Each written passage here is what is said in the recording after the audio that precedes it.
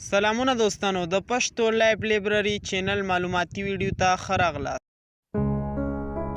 د دې سیرونکي ژوي نوم لیوه یعنی شرمښ دی. د لیوه ښځینه طبقه چې کله د ژوند ملګری پیدا کړي ټول ژوند ورسره ملګری وي او د بل لیوه سره هیڅ ډول اړیکه نه ساتي.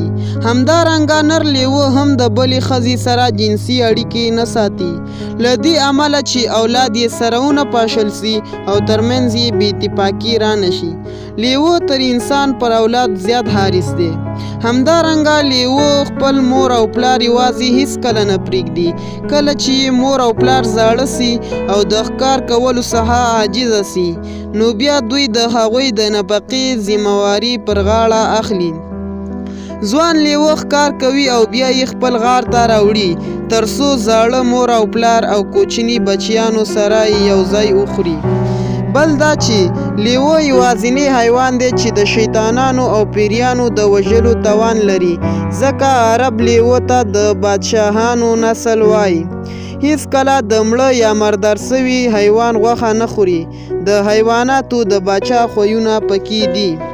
لیوه د خپلو قریبانو لکه مور، خور او نورو سره هیڅ وخت جنسي تعلق نه ساتي، داسې نه دي لکه نور حیوانات. لیوه او ښځه یې هر وخت خپل اولادونه پیژني چې نور حیوانات داسې نه دي. کله چې په دغه جوړه کې یو مړ شي هغه بل تر 3 میاشتو پورې او کله تر 1 کاله او کله ټول عمر بل واده نه کوي. لیوه په نیک زوی سره شهرت لري. کله چې مور او پلار زاړه شي نو بیا یې ټول کار دوی کوي او د هغوی ټول مسؤلیتونه پر غاړه اخلي. لیوه ځینې داسې لوړ خویونه لري چې په ډیرو انسانانو کې نشته، لکه شجاعت، د ملګرو سره وفاداري، د ښځې سره وفا، پاکلمني، د نورو ښځو سره تعلق نه ساتل، مردارو شیانو څخه ځان خوندي ساتل، د ځان او عزت او د مور او پلار سره نیکي کول. دوستانو که د هر ډول معلوماتي ویډیوګانو کتل غواړئ نو زموږ یوټیوب چینل در سره سبسکرایب کړئ او فیسبوک پاڼه فالو کړئ.